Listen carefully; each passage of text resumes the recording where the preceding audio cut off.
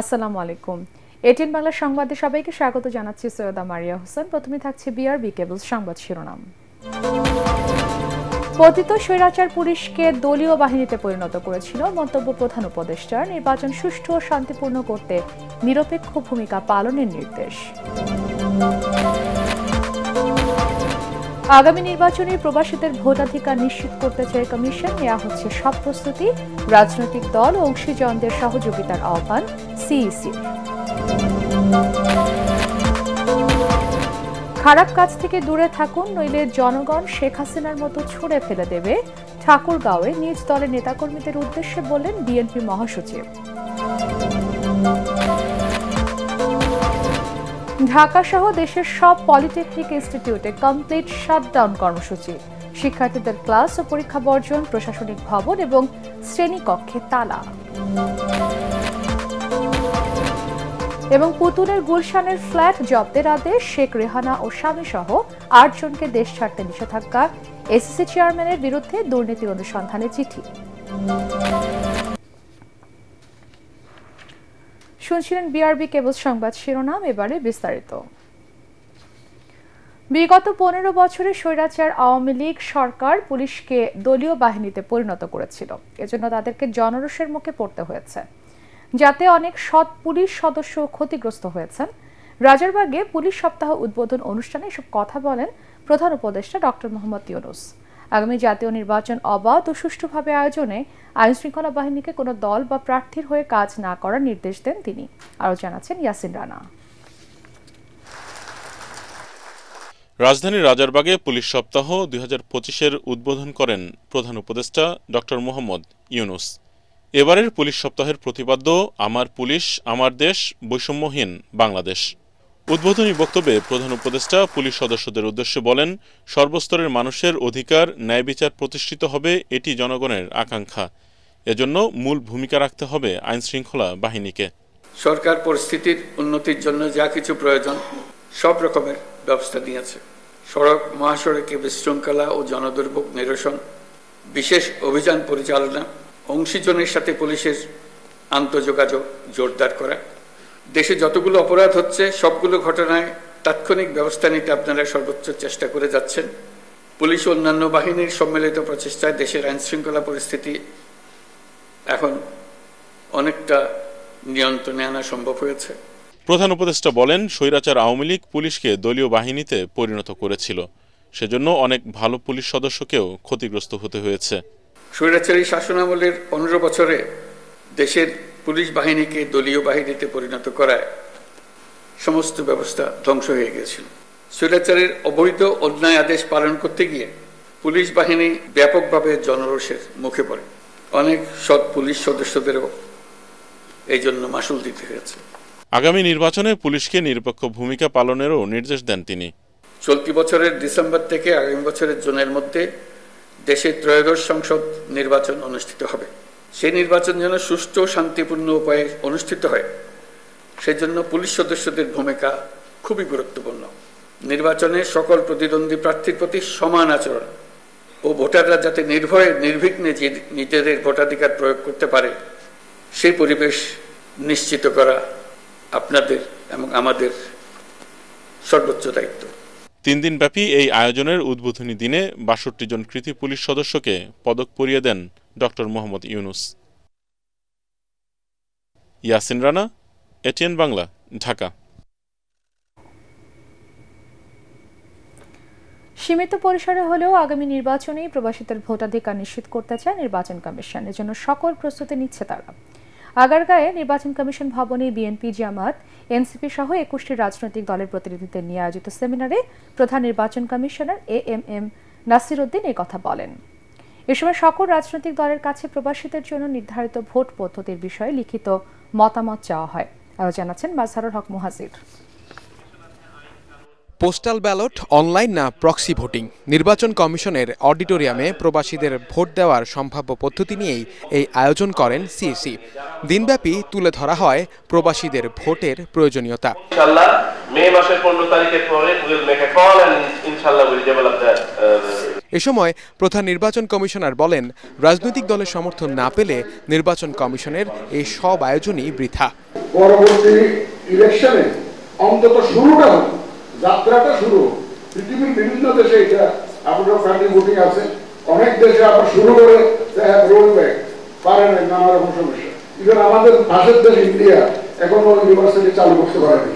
পরে একে একে রাজনৈতিক দলগুলো তাদের প্রতিক্রিয়ায় বলেন, প্রবাসীদের ভোট কার্যকর এখন সময়ের দাবি, কিন্তু এর মাঝেও যেসব জটিলতা আছে তা নিয়ে সজাগ থাকার তাগিদ তাদের। যে যদি প্রক্সি ভোটিং হয়, সেই প্রক্সি ভোটিং এর অনেকগুলা ড্রব্যাক আছে, অনেকগুলা ক্ষেত্র আছে যেই জায়গাগুলা রিস্কি হতে পারে আমাদের ডেমোক্রেটিক প্রসেসের জন্য। প্রবাসী ভাইদের কোনোভাবেই ভোটের অধিকারের বাইরে রাখা যাবে না। তারা আমাদের সম্পদ, এই সম্পদকে অবশ্যই যথাযথ মূল্যায়ন করতে হবে। এটা খুবই বিস্ময়ের ব্যাপার যে বাংলাদেশের 55 বছর অতিবাহিত হচ্ছে, অথচ প্রবাসীরা প্রবাসে থাকা অবস্থায় ভোট দেওয়ার কোনো আইনগত সুযোগ পায় নাই। বিএনপির পক্ষ থেকে বৈঠকে উপস্থিত ছিলেন দলের স্থায়ী কমিটির সদস্য নজরুল ইসলাম খানের নেতৃত্বে প্রতিনিধি দল। প্রবাসীদের ভোট নিয়ে বিএনপি চেয়ারপারসনের ভিশন 13-এর কথাও তুলে ধরেন দলের সিনিয়র এই নেতা।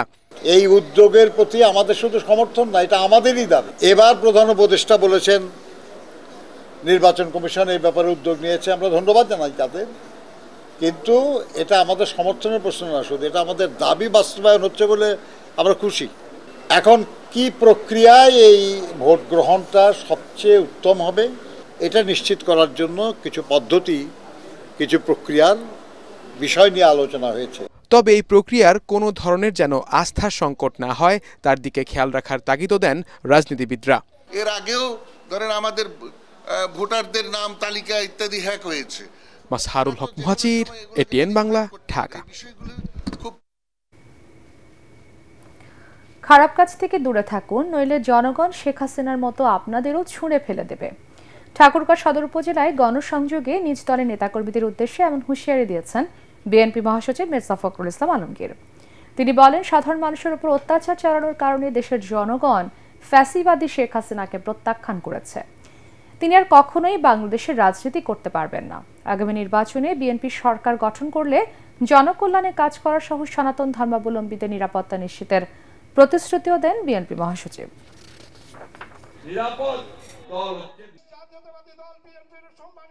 অন্যায় করতে গেলে মানুষ ক্ষমা করবে না, মানুষ ভালোবাসবে না। ওই আওয়ামী লীগকে যেভাবে ছুড়ে দিছে আপনাদেরকে সেভাবে ছুড়ে দিবে।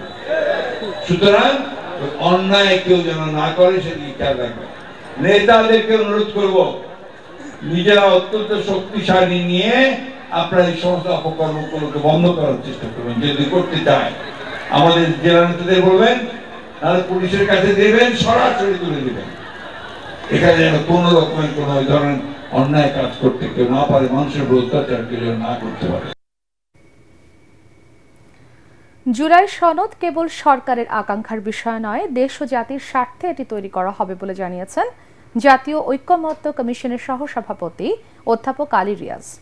জাতীয় সংসদ ভবনের এলডি হলে বাংলাদেশের বিপ্লবী ওয়ার্কার্স পার্টির সাথে বৈঠকের সূচনা বক্তব্যে তিনি বলেন, রাজনৈতিক দল ও অংশীজনদের ঐক্যমত্যের ওপর নির্ভর করছে সংস্কারে তারা কতটা সফল। এ সময় বাংলাদেশের বিপ্লবী ওয়ার্কার্স পার্টির সাধারণ সম্পাদক সাইফুল হক ন্যূনতম ঐক্যের ভিত্তিতে সংস্কার শেষ করার আহ্বান জানান। 16 বছর ধরে যে ফ্যাসিবাদী শাসন এদেশের প্রাতিষ্ঠানিক সমস্ত রকম সম্ভাবনাকেই প্রায় তিরোহিত করে দিয়েছিল, যার বিরুদ্ধে বাংলাদেশের গণতান্ত্রিক শক্তিগুলো লড়াই করেছে, যার সঙ্গে বাংলাদেশের বিপ্লবী ওয়ার্কার্স পার্টি অন্যতম হিসেবে অংশীদার থেকেছে, সেই প্রক্রিয়াকে যেন আমরা একটি প্রাতিষ্ঠানিক রূপ দিতে পারি, সেটাই হচ্ছে জাতীয় ঐক্যমত্য কমিশনের লক্ষ্য। আমরা দেশে একটা গণতান্ত্রিক অভিযাত্রা শুরু করব। মানুষের ভোটের অধিকার, গণতান্ত্রিক অধিকার নিশ্চিত করব।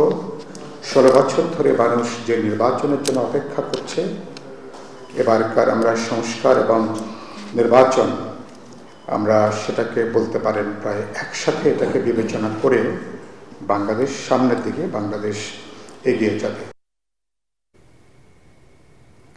শিক্ষা খাতে অন্তর্বর্তী সরকারের সংস্কার কার্যক্রম গতি পায়নি বলে অভিযোগ করেছেন সেন্টার ফর পলিসি ডায়ালগ সিপিডির সম্মানীয় ফেলো ডক্টর দেবপ্রিয় ভট্টাচার্য। তিনি জানান, বৈষম্য, পক্ষপাত ও অবহেলার সবচেয়ে বড় উদাহরণ কারিগরি ও বৃত্তিমূলক শিক্ষা। সিপিডি কার্যালয়ে মিডিয়া ব্রিফিংয়ে অর্থনীতিবিদ মোস্তাফিজুর রহমান জানান, ট্রাম্পের শুল্ক নীতির কারণে চীনের বিনিয়োগ আসবে বাংলাদেশে, সেই সুযোগকে কাজে লাগাতে কারিগরি শিক্ষার বিকল্প নেই। শারফুল আলমের রিপোর্ট। কয়েক সপ্তাহ ধরেই ৬ দফা দাবিতে পলিটেকনিক্যাল ইনস্টিটিউটগুলোতে চলছে শিক্ষার্থীদের লাগাতার আন্দোলন। দেশ জুড়ে ১,০০০ শিক্ষা প্রতিষ্ঠানে ৪.৫ লাখ শিক্ষার্থী কারিগরি শিক্ষা ব্যবস্থার আধুনিকায়ন ও সংস্কারের দাবিতে অনড়। এই পরিস্থিতিতে কারিগরি ও বৃত্তিমূলক শিক্ষা, বর্তমান পরিস্থিতি ও সংস্কার নিয়ে মিডিয়া ব্রিফিংয়ের আয়োজন করে এসডিজি বাস্তবায়নের নাগরিক প্ল্যাটফর্ম। ভবিষ্যৎ অর্থনৈতিক সংকট উত্তরণের মূল কারিগর এই শিক্ষার্থীদের অবহেলা করার কোনো সুযোগ নেই বলে জানান বিশ্লেষকরা। বৃত্তিমূলক শিক্ষার ক্ষেত্রে যে বৈষম্য হচ্ছে সেটাকে নিরসন করতে হবে। এটার জন্য কেন ছেলে মেয়েদের রাস্তায় দাঁড়িয়ে শাটডাউন করতে হবে, এটা আমি অনুধাবনের ভিতরে আমার আসে না। বাংলাদেশের শিক্ষা এখন বৈষম্য বৃদ্ধির একটা মূল হাতিয়ারে পরিণত হয়েছে। আমরা দেখি বাংলাদেশের ভবিষ্যৎ উত্তরণের কারিগরদের পক্ষপাত দুষ্টতা দেখি, আমি এটার ভিতরে বৈষম্য দেখি, আমি এটার ভিতরে নীতি অবহেলা দেখি। বর্তমান সরকার দায়িত্ব নেওয়ার পরে শিক্ষা পাঠ্যক্রম নিয়ে একটি কমিটি গঠন করেছিল, পরবর্তীতে সেটার কাজ আর খুব বেশি আগায়নি। অথচ বিভিন্ন উপদেষ্টাদের কথা ইত্যাদির ভিত্তিতে ওনারা যেইভাবে আশ্বস্ত করেছেন সেইভাবে কার্যত ওনারা পদক্ষেপ দেখাননি। শিক্ষা খাতে সরকারকে সংস্কারের প্রস্তাব দেয়া হলেও তা আমলাতান্ত্রিক জটিলতায় বাস্তবায়ন হয়নি জানিয়ে অর্থনীতিবিদরা বলছেন, এসডিজি পরবর্তী অর্থনীতির গতি বাড়াতে কারিগরি শিক্ষার বিকল্প নেই। মার্কিন শুল্ক সুবিধা হিসাবে চীনের বিনিয়োগ আসতে পারে বাংলাদেশে, এই সুযোগকে কাজে লাগাতে হবে সরকারকেই। চীন এখন তার ডাইভার্সিফাই করবে, আমাদের মতো দেশগুলোতে বিনিয়োগ করে তারপরে এখান থেকে মার্কিন যুক্তরাষ্ট্র এবং অন্যান্য দেশে সে রপ্তানি করতে চাইবে, যাতে অতিরিক্ত শুল্কটা দিতে না হয়। ভোকেশনাল অ্যান্ড এই টেকনিক্যাল এইগুলো স্টুডেন্টদের সম্বন্ধে যে তাদেরকে কিভাবে আমরা সহায়তা করছি, এই বৃত্তিমূলক শিক্ষায় যারা আছে তাদের জন্য কি করেছে, মানসম্মত কতটুকু দিতে পেরেছি, তাদের এমপ্লয়মেন্টের সুযোগ কিভাবে দিতে পারে। আধুনিক শিক্ষা ব্যবস্থা বাস্তবায়ন না হলে শুধু শিক্ষা খাতই নয়, দেশের অর্থনীতিও ক্ষতিগ্রস্ত হবে বলে আশঙ্কা প্রকাশ করেন গবেষকরা। শারফুল আলম, এটিএন বাংলা, ঢাকা। ৬ দফা দাবিতে ঢাকা সহ দেশের সব পলিটেকনিক ইনস্টিটিউটে আজ থেকে শাটডাউন কর্মসূচি পালন করছেন শিক্ষার্থীরা। ক্লাস ও পরীক্ষা বর্জন করে তালা ঝুলিয়ে দিয়েছেন প্রশাসনিক ভবন ও শ্রেণীকক্ষে। দুপুরে ঢাকা পলিটেকনিক ইনস্টিটিউটের সংবাদ সম্মেলনে আন্দোলনরত শিক্ষার্থীরা জানান, জনদুর্ভোগ বা সহিংস কর্মকাণ্ডে না গিয়ে এবার শান্তিপূর্ণ আন্দোলন করছেন তারা। খায়রুল ইসলামের রিপোর্ট। জুনিয়র ইন্সট্রাক্টর পদে ক্রাফট ইন্সট্রাক্টরদের পদোন্নতি কোটা বাতিল, ক্রাফট ইন্সট্রাক্টর পদবি পরিবর্তন করা সহ ৬ দাবিতে আবারও আন্দোলনে ঢাকা পলিটেকনিক্যাল ইনস্টিটিউটের শিক্ষার্থীরা। কমপ্লিট শাটডাউন কর্মসূচি দিয়ে মঙ্গলবার সকাল থেকে তেজগাঁওয়ের ঢাকা পলিটেকনিক ইনস্টিটিউটে ক্লাসরুম, অধ্যক্ষের কক্ষসহ একাডেমিক ভবনে তালা ঝুলিয়ে দেন তারা। এতে ইনস্টিটিউটের পাঠদান সহ সকল একাডেমিক কার্যক্রম বন্ধ থাকে। সারা বাংলাদেশের আমরা শাটডাউন কর্মসূচি দিয়েছি এবং যতদিন আমাদের রূপরেখা প্রণয়ন হবে না ততদিন সারা বাংলাদেশের সকল পলিটেকনিক শাটডাউন থাকবে। যৌক্তিক দাবির ক্ষেত্রে এটা মানানসই নয়, তখন আমরা এর থেকে আরো কঠোর কর্মসূচিতে যাব। দুপুরে সংবাদ সম্মেলন ডেকে আন্দোলনের নতুন কর্মসূচি ঘোষণা করেন পলিটেকনিকের শিক্ষার্থীরা। এ সময় তারা বলেন, সরকার গঠিত কমিটির সাথে ৩ বার বৈঠক করেও কোনো সমাধান না পাওয়ায় বাধ্য হয়ে এই আন্দোলনে তারা। তবে জনদুর্ভোগ হয় এমন কোনো কর্মসূচিতে না যাবার কথাও জানান শিক্ষার্থীরা। কারিকুলাম ডেভেলপমেন্ট এবং বোর্ডের যে দাবিগুলো সেটা সরাসরি এই কমিটি একদিন কি 2 দিনে বাস্তবায়ন করতে পারে, কিন্তু এমন কোনো ফলাফল আমরা দেখতে পাইনি। সরকার কর্তৃপক্ষের কাছে আন্তরিকভাবে অনুরোধ থাকবে, সেটা হচ্ছে কারিগরি সংস্কার কমিশন দ্রুত থেকে দ্রুত সময় বাস্তবায়ন করা হোক, তাহলে আমরা শিক্ষার্থীরা হয়তোবা কিছুটা হলেও আশ্বাসে আমাদের ক্লাসরুমে ফিরে আসতে পারবো। একটা রেফার্ড এক্সামের জন্য 4,500 অথবা 2,500 টাকা করে নেওয়া হয়, কিন্তু অথচ সরকারিতে যদি আমরা আসি তাহলে একটা রেফার্ডের জন্য আমাদের ফি দিতে হয় 450 থেকে 350 টাকা। এখন সেই ক্ষেত্রে তাদের সাথে এরকম ধরনের অনেক বৈষম্য আসতেছে, তো সেইগুলো নিরসন করা খুবই দ্রুত থেকে দ্রুত সম্ভব প্রয়োজন। একই দাবিতে রাজশাহী, ময়মনসিংহ ও কুমিল্লা সহ দেশের সব পলিটেকনিক ইনস্টিটিউটে কমপ্লিট শাটডাউন কর্মসূচি পালন করছেন শিক্ষার্থীরা। খায়রুল ইসলাম, এটিএন বাংলা, ঢাকা। সাবেক প্রধানমন্ত্রী শেখ হাসিনার মেয়ে পুতুলের গুলশানের একটি ফ্ল্যাট জব্দের আদেশ দিয়েছে আদালত। দেশ ছাড়তে নিষেধাজ্ঞা দেওয়া হয়েছে শেখ রেহানা ও তার স্বামী সহ প্রত্যয় লিমিটেডের ৮ জনের বিরুদ্ধে। তদন্ত কর্মকর্তা চাইলে যে কোনো আসামির বিরুদ্ধে রেড অ্যালার্ট জারি ও সম্পদ বাজেয়াপ্তের আবেদন করতে পারবেন বলে জানিয়েছেন দুদকের মুখপাত্র। এদিকে সিকিউরিটিজ এক্সচেঞ্জ কমিশনের চেয়ারম্যান রাশেদ মাকসুদের বিরুদ্ধে দুর্নীতি অনুসন্ধানে চিঠি দিয়েছেন বিনিয়োগকারীরা। রিপোর্ট মাহবুব কবির চপলের। গুলশান ১ নম্বরে সাবেক প্রধানমন্ত্রী শেখ হাসিনার মেয়ে সাইমা ওয়াজেদ পুতুলের নামে একটি ফ্ল্যাটের সন্ধান পায় দুদক, যার দলিল মূল্য দেখানো হয়েছে ৫৭ লাখ টাকা। সেটি যাতে তিনি হস্তান্তর করতে না পারেন সেজন্য দুদকের আবেদনে জব্দের আদেশ দিয়েছে আদালত। শুধু এটি নয়, ৫ আগস্টের পর শেখ হাসিনার পরিবারের সদস্যদের নামে থাকা ১,০৬৫ কোটি টাকা ক্রোকের আদেশ দেয় আদালত। পুতুলের বিরুদ্ধে ইন্টারপোলের মাধ্যমে গ্রেফতারি পরোয়ানা জারির আদেশও আসে। দুদকের মুখপাত্র আক্তার হোসেন বলেন, শেখ হাসিনা সহ পলাতক যে কোনো আসামির বিরুদ্ধে ইন্টারপোলের মাধ্যমে পরোয়ানা জারির আবেদন করতে পারবেন তদন্ত কর্মকর্তা। অভিযোগ সংশ্লিষ্ট যাকে মনে করবেন যে তদন্তকারী কর্মকর্তারা যে আইনানুগ প্রক্রিয়া, রেড অ্যালার্ট বলেন, সম্পদ জব্দ বলেন, ক্রোক বলেন, অ্যাটাচমেন্ট বলেন, ফ্রিজ বলেন, যা করার প্রয়োজন তাদের স্বাধীনতা, তারা এটা করতে পারবে। এদিন Bangladesh securities and exchange commission বিএসসিসির চেয়ারম্যান খন্দকার রাশেদ মাকসুদের বিরুদ্ধে দুর্নীতির অভিযোগ অনুসন্ধানে চিঠি দিয়েছেন বিনিয়োগকারীরা। এই সরকার যখন এই রাশেদ মাকসুদকে এই চেয়ারে বসালো, অর্থাৎ সিকিউরিটি অ্যান্ড এক্সচেঞ্জ কমিশনের চেয়ারম্যান হিসেবে বসালো, তারপর থেকে কি এক জাদু মন্ত্রে উনি এই বাজারটাকে নিঃশেষ করার কি ষড়যন্ত্রে নেমেছেন, কি ষড়যন্ত্রে মেতেছেন আমরা বুঝি না। সবাই দেখছে, সবাই বলছে, কিন্তু ওনাকে সরানো যাচ্ছে না। এনআইবিসি ব্যাংকের 264 কোটি টাকার যাতে জালিয়াতির অপরাধ এবং মানি লন্ডারিং এর সঙ্গে উনি জড়িত, উনি 5 নম্বর আসামি। সে পেপারস আমরা দিয়েছি।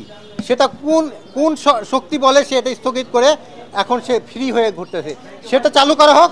এবং নতুন করে পুঁজিবাজারে যা করেছে, যে লুটতরাজ হয়েছে, যে ৮০,০০০ কোটি টাকা লুটতরাজ হয়েছে বা সেটার জন্য দুদক থেকে তদন্ত করে তার যথাযথ শাস্তির ব্যবস্থা করা হোক। যদি এই সংক্রান্ত কোনো মামলা থেকে থাকে এবং সেটা যদি তদন্তাধীন থাকে, নিশ্চয়ই আমাদের তদন্তকারী কর্মকর্তাগণ সে বিষয়ে কাজ করছেন। এদিন অর্থ আত্মসাতের অভিযোগে মুক্তিযুদ্ধ বিষয়ক মন্ত্রণালয়ের সাবেক মন্ত্রী আকম মোজাম্মেল হকের বিরুদ্ধে মামলা করেছে দুদক। মামলা রুজুর সিদ্ধান্ত গৃহীত হয়েছে। মাহবুব কবির চপল, এটিএন বাংলা, ঢাকা। মোজাম্মেল হক। জাতীয় রাজস্ব বোর্ড সংস্কার বিষয়ক অধ্যাদেশের খসড়ায় রাষ্ট্রীয় স্বার্থ এবং এনবিআর কর্মকর্তাদের প্রত্যাশার প্রতিফলন হয়নি বলে অভিযোগ করেছেন রাজস্ব বোর্ডের কর্মকর্তারা। এনবিআর ভবনে কর ও শুল্ক ক্যাডার থেকে রাজস্ব নীতি বিভাগ এবং রাজস্ব ব্যবস্থাপনা বিভাগের প্রধান নিয়োগ দেওয়া সহ বিভিন্ন দাবি জানান তারা। এসবে এনবিআর চেয়ারম্যান আশ্বাস দেন, কর্মকর্তা কর্মচারীদের দাবিগুলো সরকারের সাথে আলোচনা করে সমাধান করা হবে। মনির হোসেন তপুর রিপোর্ট। রাজধানীর আগারগাঁয়ে এনবিআর ভবনে মঙ্গলবার দুপুরের পর থেকে জাতীয় রাজস্ব বোর্ড সংস্কার বিষয়ক পরামর্শ কমিটির খসড়ার বিষয়ে বিরোধিতা করে ফুঁসে ওঠেন কর্মকর্তা কর্মচারীরা। তাদের দাবি, সঠিক রাজস্ব নীতি প্রণয়নে রাজস্ব নীতি বিভাগের মৌলিক পদগুলো কেবলমাত্র বিসিএস, কর ও শুল্ক ক্যাডারের কর্মকর্তাদের দিয়ে পূরণ করতে হবে। এছাড়া রাজস্ব ব্যবস্থাপনা বিভাগের কোনো পদে এই দুই ক্যাডারের বহির্ভূত কোনো কর্মকর্তাকে পদায়ন করা যাবে না। আমরা দেখি সমস্ত প্রোগ্রামে আমরা দেখি যে একটা গোষ্ঠী সব সময় এই টেন্ডার দখল করার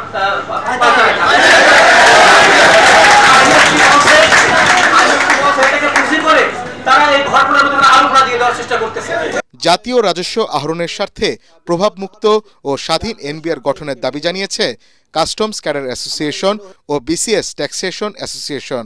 মাননীয় অর্থ উপদেষ্টা সহ আমাদের মাননীয় চেয়ারম্যান সহ আমরা বারবার সিটিং করেছি।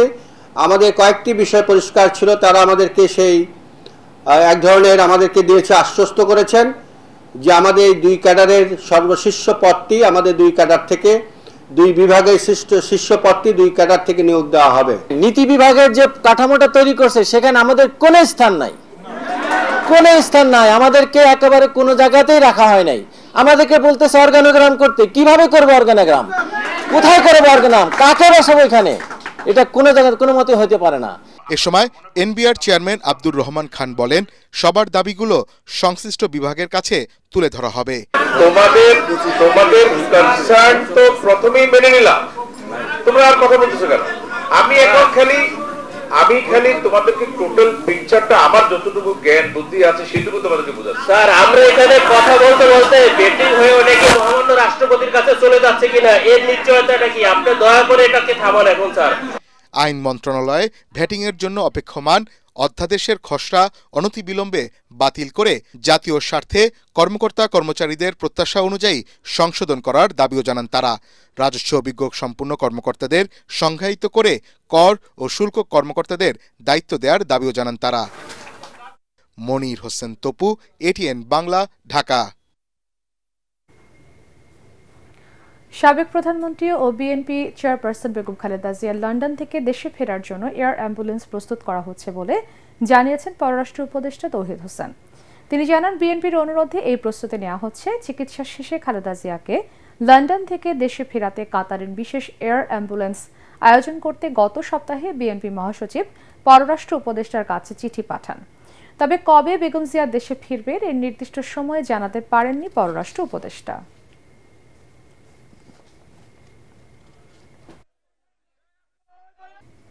চট্টগ্রাম মেডিকেলের শিক্ষার্থী আবিদুর রহমানকে ছাত্রদলের কর্মী সন্দেহে পিটিয়ে হত্যার মামলায় 12 আসামিকে বেকসুর খালাস দিয়েছিল বিচারিক আদালত। তাদের সবাইকে 30 দিনের মধ্যে আত্মসমর্পণের নির্দেশ দিয়েছে হাইকোর্ট।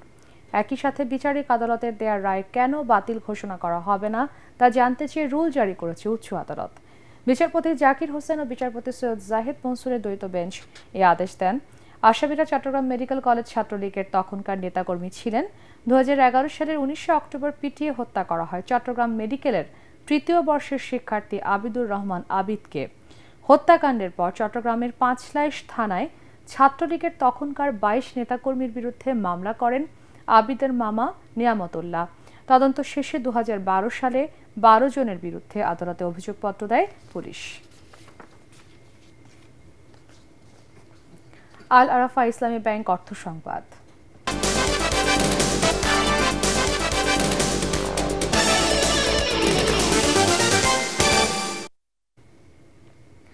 ঋণ ইস্যুতে আইএমএফ এর সাথে আলোচনায় প্রতিটি বিষয়ে বাংলাদেশ একমত হতে পারেনি বলে জানিয়েছেন এনবিআর চেয়ারম্যান আব্দুর রহমান খান।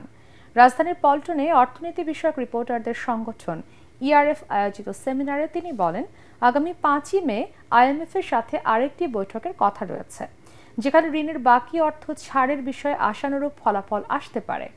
এবারের বাজেট উচ্চাভিলাষী হবে না বলেও জানান এনবিআর চেয়ারম্যান। 1,15,00,000 টিনধারীর মধ্যে মাত্র 40 লাখ রিটার্ন জমা দিচ্ছেন জানিয়ে তিনি বলেন, তাদের কর আদায়ে চিঠি দেওয়া হবে। কিছু জায়গায় এখন পর্যন্ত আমরা এগ্রিমেন্টে আসতে পারিনি আইএমএফ এর সাথে, বিশেষ করে সেটাও এখনো নেগোসিয়েশন চলছে।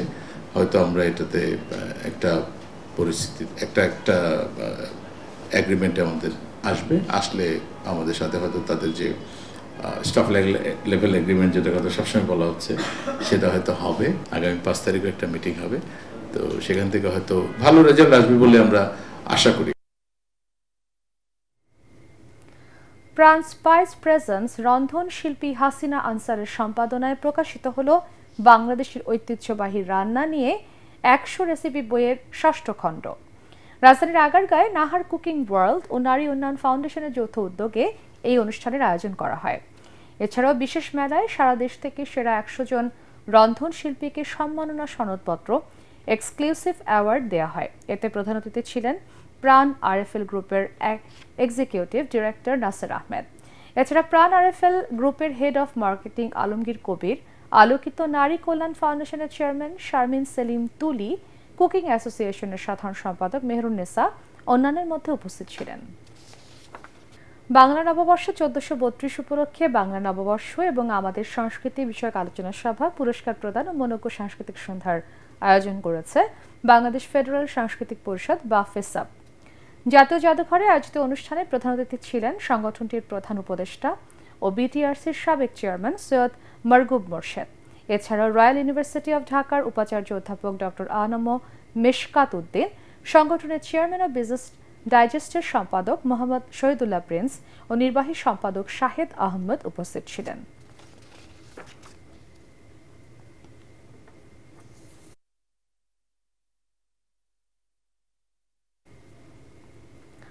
আন্তর্জাতিক নৃত্য দিবস উপলক্ষে নৃত্য উৎসবের আয়োজন করল বাংলাদেশ নৃত্যশিল্পী সংস্থা।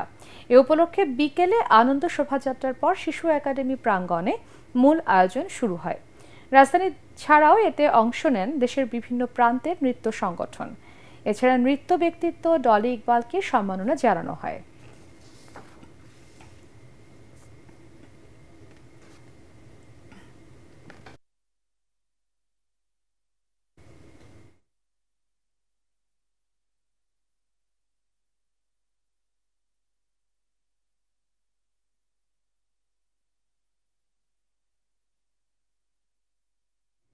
পার্টেক্স খেলার খবর।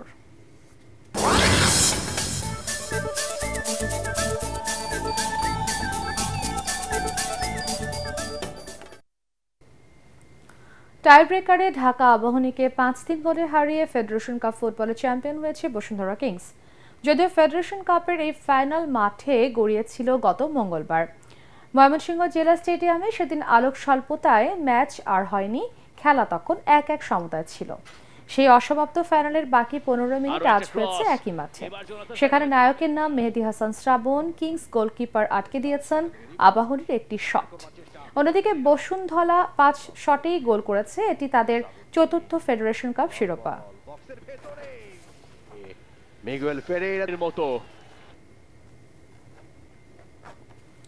শেষ করার আগে বিআরবি কেবলস সংবাদ শিরোনাম আরো একবার। পতিত স্বৈরাচার পুলিশকে দলীয় বাহিনীতে পরিণত করেছিল, মন্তব্য প্রধান উপদেষ্টা। নির্বাচন সুষ্ঠু ও শান্তিপূর্ণ করতে নিরপেক্ষ ভূমিকা পালনের নির্দেশ।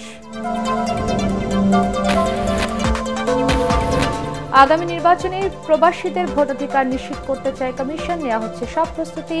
রাজনৈতিক দল ও অংশীজনদের সহযোগিতার আহ্বান সিইসির। খারাপ কাজ থেকে দূরে থাকুন, নইলে জনগণ শেখ হাসিনার মতো ছুঁড়ে ফেলে দেবে, ঠাকুরগাঁয়ে নিজ দলের নেতাকর্মীদের উদ্দেশ্যে বললেন বিএনপি মহাসচিব। ঢাকা সহ দেশের সব পলিটেকনিক ইনস্টিটিউটে কমপ্লিট শাটডাউন কর্মসূচি। শিক্ষার্থীদের ক্লাস ও পরীক্ষা বর্জন, প্রশাসনিক ভবন এবং শ্রেণীকক্ষে তালা। এবং পুতুলের গুলশানের ফ্ল্যাট জব্দের আদেশ। শেখ রেহানা ও স্বামী সহ 8 জনকে দেশ ছাড়তে নিষেধাজ্ঞা। এসএসসি চেয়ারম্যানের বিরুদ্ধে দুর্নীতি ও অনুসন্ধানে চিঠি। পরবর্তী সংবাদ দেখার আমন্ত্রণ জানিয়ে এখনকার মতো শেষ করছি। এটিএন বাংলার সংবাদ ইউটিউবে দেখতে ব্রাউজ করুন, youtube/এটিএন বাংলা নিউজ। ধন্যবাদ সবাইকে।